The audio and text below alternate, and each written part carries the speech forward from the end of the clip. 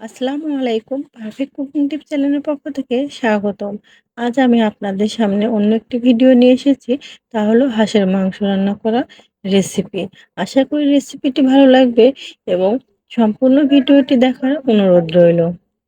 আমি হাঁসের মাংসটি এমনভাবে রান্না করব, যারা কখনো হাঁসের মাংস খেতে পছন্দ করে না, তারাও হাঁসের মাংস খেতে ভালোবাসবে। আমি সবসময় সহজভাবে রান্না করি, যেটা সবাই রান্না করতে পারবে। চলুন যাওয়া যাক তাহলে মূল ভিডিওতে। আমি এখানে একটা হাঁস নিয়েছি, অর্থাৎ হাঁসের মাংস নিয়েছি, কেটে নিয়েছি, কেটে ধুয়ে পরিষ্কার করে নিয়েছি। এখানে ১ কেজি মাংস হয়েছে। মাংসগুলো আমি এভাবে কেটেছি এবং হাঁসের কিছু অংশ ফেলেছি এবং কিছু অংশ ফেলি নাই। চুলার উপর একটা কড়াইয়ে আমি জাল দিয়েছি। এবার তেল দিয়ে দিলাম। তেলটা আপনারা আপনাদের ইচ্ছে মতো দিবেন। আমি পেঁয়াজ কুচি দিয়ে দিচ্ছি। ৪ টা আস্ত কাঁচামরিচ দিয়ে দিব। দিয়ে দিব ৪ টা তেজপাতা। দারচিনির টুকরা দিয়ে দেব ৪-৫ টা। এলাচ দিয়ে দেব আমি ৬ টা।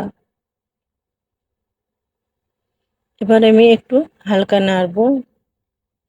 চুলার আঁচটা মিডিয়াম রেখে আমি ৩-৪ মিনিট এটা ভেজে নেব। ভাজা হয়ে গেছে, আমি সমস্ত মশলাগুলো অ্যাড করে দিচ্ছি এবার।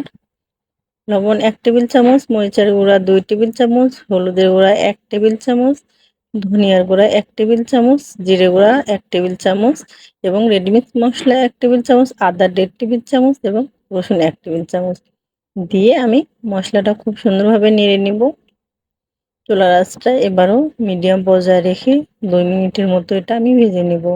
এটা সারাক্ষণ নাড়তে হবে। এবার দিয়ে দিব আমি এর মধ্যে মাংস, যে মাংসটা কেটে রেখেছি।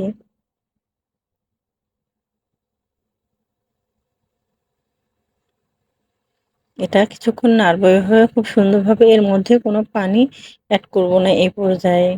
এটা নাড়া হয়ে গেছে, এবার আমি ঢাকনা দিয়ে মিডিয়াম টু লো আঁচে রেখে দেব ৫ মিনিটের মতো।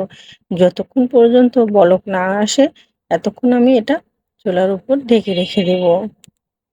ঢাকনা দিয়ে ঢেকে দিচ্ছি এবার। ফিরে এলাম আমি ৩ মিনিট পরে। এবার মাংসটা খুব সুন্দরভাবে নাড়বো একটু। এটা আমি ১ মিনিটের মতো নাড়বো এবং চুলার আঁচটা আগে যে পর্যায়ে ছিল সে পর্যায়েই থাকবে। এবার এর মধ্যে আমি পানি দিয়ে দিচ্ছি। যেহেতু হাঁসের মাংসটা একটু শক্ত, এ কারণে আমি পানিটা একটু বেশি অ্যাড করলাম। এই পানিটা মূলত মাংস কষানোর জন্য আমি দিয়েছি। এখানে আমি 1/2 লিটারের মতো পানি দিয়েছি। এবার একটু নেড়ে ঢাকনা দিয়ে ঢেকে আমি এটা হাই ভোল্টেজে জাল করে নেব। জাল করে নেব যতক্ষণ বলক না আসে ততক্ষণ। আমি এবার ঢাকনা দিয়ে ঢেকে দিচ্ছি। ফিরে এলাম আমি ২ মিনিট পরে। বলক এসে গেছে। এবার একটু নেড়ে এটা আমি আবার ঢেকে রেখে দেবো এটা মিডিয়াম আঁচে। ফিরে আসলাম আমি ১০ মিনিট পরে। মাঝখানে একবার আমি নেড়ে দিয়েছিলাম। এবারও আমি একটু হালকা নাড়বো। দেখেন মাংসটা বলক এসে গেছে। এখন চুলার আঁচটা মিডিয়াম রাখতে হবে। ঢাকনা দিয়ে ঢেকে দিচ্ছি। এবার ফিরে আসছি আমি ১০ মিনিট পরে। দেখেন মাংসের পানিগুলো শুকিয়ে গেছে। এবারও একটু আমি নাড়ছি। এ পর্যায়ে আমি পানি দিয়ে দেব ঝোলের জন্য, কারণ এতক্ষণ আমি মাংসটা কষিয়ে নিলাম। এখানে পানি আমি এবার একটু কম দেব, কারণ ২-৩ মিনিট বলক উঠলেই যেন পানিটা শুকিয়ে যায়। কারণ মাংসটা সেদ্ধ হয়ে গেছে আগেই কষানোর সময়। ঢাকনা দিয়ে ঢেকে দিচ্ছি। ফিরে এলাম ২ মিনিট পরে। দেখেন এখানে আমি যে মশলাগুলো ভেজে বেটে রেখেছিলাম সেগুলো অ্যাড করে দিলাম। আমি এখানে 7টা এলাচ বেটে রেখেছিলাম, সেটা দিয়ে দিলাম। এটা দিয়ে এটা আমি 2 মিনিটের মতো ঢেকে রেখে দেব। চুলার আঁচটা বন্ধ করেও আমি একটু ঢেকে রেখেছিলাম। মাংস রান্নাটা এবার আমার সম্পূর্ণ রেডি।